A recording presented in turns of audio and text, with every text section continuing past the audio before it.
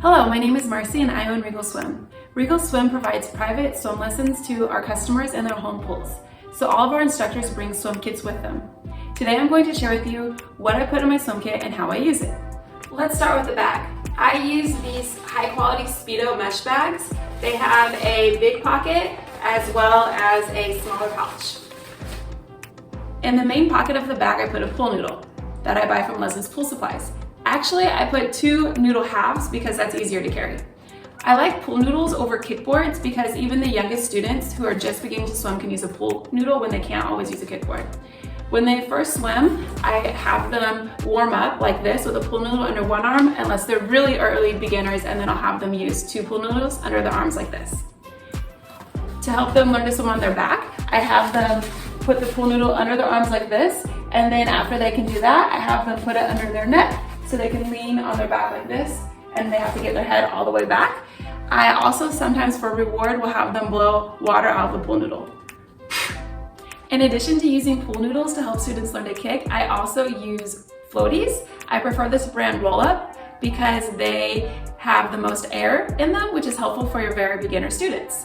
I use them kind of like training wheels and start out with full floaties, and then as time goes on, I just take more and more air out.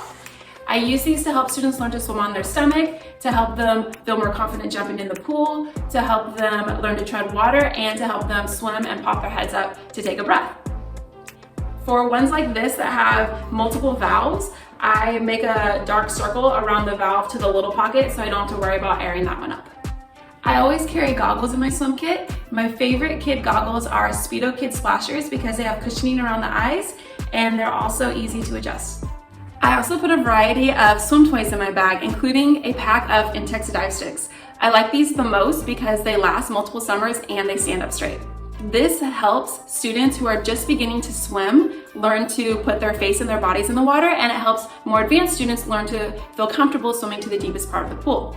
What I do is I spend about 5 minutes at the end of every lesson having students get dive sticks, and this really helps with the students that are just totally ready to wrap up their lessons because they love getting these and it'll help them swim that last 5 minutes.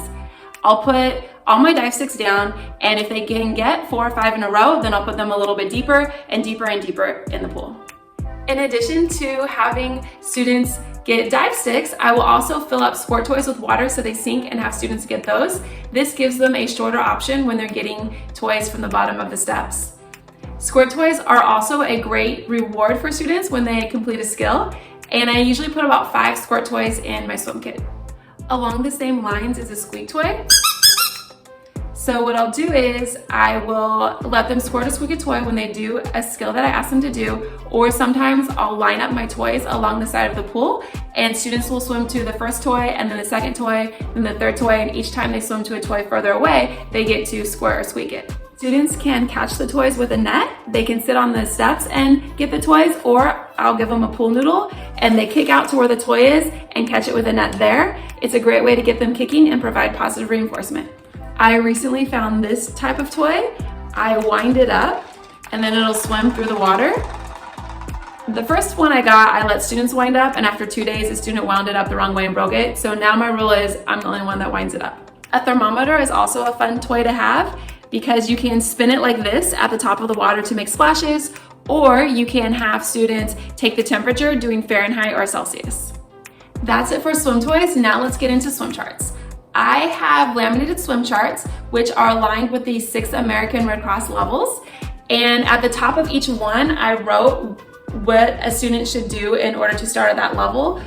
And so I'll just give the students a quick 1-minute swim assessment, and then based on that, I can know where to start them. So once I've decided where I should start a student, I will have the waterproof Sharpie and write the student's name on my chart. Then we'll do the first skill on the list. If they already know how to do the skill, then I'll just make a dot on my chart and we'll move on to the next skill. If they don't know how to do the skill, I'll spend 3 to 10 minutes working on that skill depending on what the skill is. For example, blowing bubbles, that's a 3-minute thing you would work on, but perfecting breaststroke, that is a 10-minute thing you would work on. And after I get done with the allotted amount of time, if the students have mastered the skill, I'll put a dot. If they have not mastered the skill, I'll still just move on to the next skill. And then in the following lesson, I'll go ahead and start with all of the unmastered skills. I always carry multiple waterproof Sharpies with me because sometimes they do get really wet and stop working even though they are waterproof. So when they stop working, I just put the lid on and I'll use the other one for the day, and usually by the next day, the first Sharpie will start working again. So I put the noodles,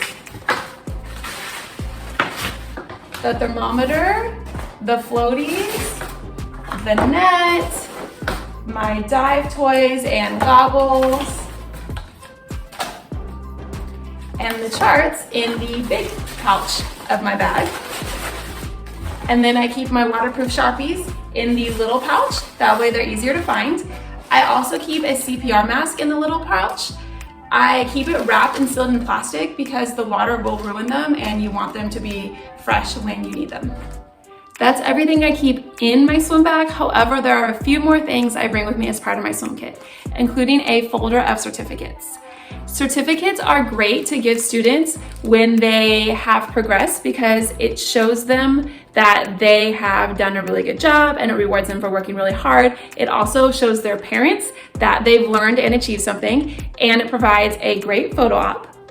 I give students certificates at the end of each level, but I also made some halfway level certificates as well. And that way I can give them to students who are taking a really long time to finish a level, or to younger students if their older siblings are getting a certificate, so that way no one feels left out.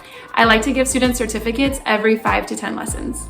In the back of my folders, I keep a short swim story, and I'll read this to students who are too afraid to go in the water, say they feel more comfortable with the idea of going in the water, and they also feel more comfortable with me.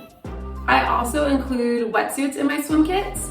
I'll put a wetsuit or two for the little kids, so that way it'll keep them warm if it's a cold day or pool heaters aren't working. All of the kids' wetsuits are made out of neoprene, and I usually get the shorts with the short sleeves because those are easier to put on and off.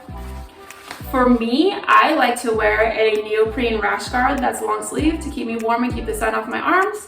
And if it's really cold, I'll also wear neoprene pants. Speaking of things to wear, I give all of my swim instructors a Regal Swim hat so they can wear it for branding purposes and also to keep the sun out of their face. Everything else I use from year to year, but the hats I do let my instructors keep. So that's everything I bring to a swim lesson. If you have ideas on more of what I should bring, make sure to type it in the comments below. Also, if you want to learn more about being a swim instructor, make sure to subscribe to my channel. One more thing, none of the brands I mentioned sponsor me. They're just the brands I prefer to use after over a decade of teaching swim lessons. However, if you are a swim equipment brand and you would like to sponsor me, please let me know.